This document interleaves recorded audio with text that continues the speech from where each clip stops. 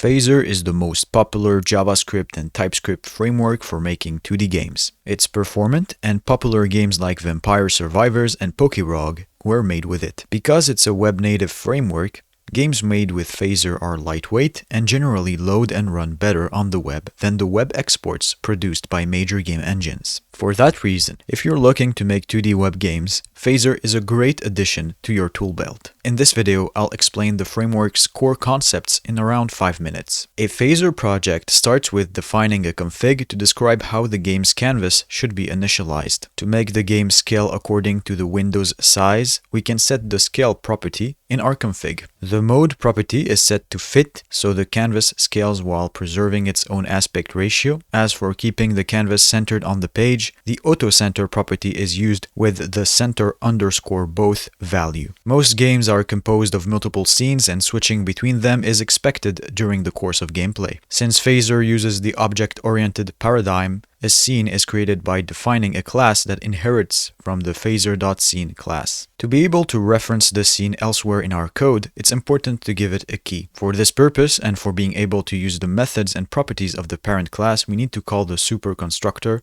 and pass to it the key we want to use. The two most important methods of a Phaser scene are the create and update methods. The first is used for, among other things, creating game objects like text and sprites, and setting things like scores. It runs once every time the scene becomes active. The latter, which runs once per frame, is, for example, used to handle movement logic. Once a scene is created, we still need to add it to our game. This is done in the Phaser config under a property called scenes, which expects an array. The order of scenes in this array is important. The first element will be used as the default scene of the game. To switch scenes, we can call the start method of the scene manager. Before we can render sprites, we need to load them. For this purpose, a Phaser scene has access to the preload method where asset loading logic should be placed. To load an image, we can use the image method of the loader plugin. Then, in the create method, we can render a sprite by calling the sprite method of the game object factory plugin. The first two params are for specifying the x and y coordinates, while the third param is for providing the key of the sprite to render. Because we created our sprite game object in the create method, we don't have access to it in our update method. That's why you'll often see the pattern of assigning a game object to an instance field, so it becomes accessible to other methods of the scene. Finally, movement logic code is placed in the update method, which runs every frame. Rendering text is similar to sprites. Rather than using the sprite method, we use the text method. If you want to hold data or define custom methods for a sprite game object, a better approach is to define a class that inherits from the Phaser.gameObject.sprite class. Once the class is defined, we can use it in our scenes code. While asset loading can be done in any Phaser scene, a better approach is to create a scene dedicated to loading assets, which then switches to the main game scene once loading is complete. This can be achieved like shown on the screen. Another important aspect of any game is the ability to play animations. Usually for 2D games, we have sprite sheets containing all the needed frames to animate a character in a single image. In Phaser, we first specify the dimensions of a frame in the loading logic of the sprite sheet so that the framework knows how to slice the image into individual frames. Then we create an animation by defining its starting and ending frames. To provide the needed frames, we call the generateFrameNumbers method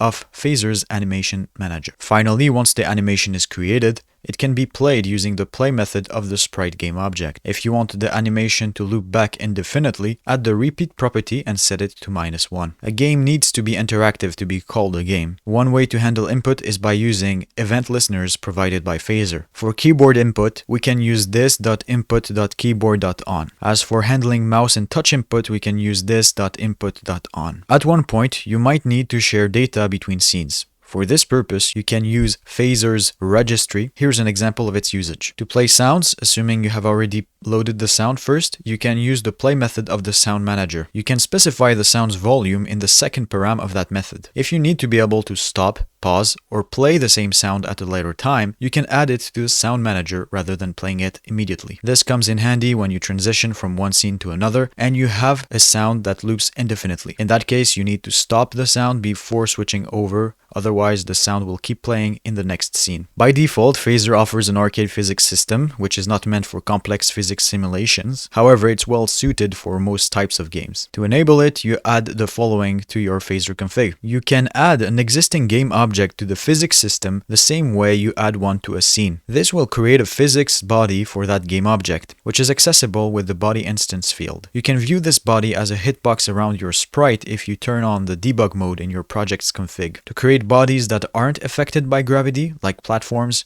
you can create a static group and then create and add static bodies to that group. Here's an example. You can also add already existing physics bodies to a group. Now you might be wondering what groups are useful for. They shine in collision handling logic. Let's assume you have multiple enemies attacking the player. To determine when a collision occurs between any enemy and the player, you can set up the following collision handler. There are many concepts I did not have the time to cover. If you want to delve further into Phaser, I have a project-based course you can purchase where I guide you through the process of building a Sonic-themed Infinite Runner game. This is a great opportunity to put in practice what you've learned here. If you're interested, the link will be in the description. That said, you can freely play the game being built in that course, as well as have access to the final source code. Links will be put in the description. Finally, if you want to review the concepts I have explained here, you can check the written version of this video that you can find on my Substack. The link will also be in the description. Thanks for watching, and I'm hoping to see you in another video. Bye.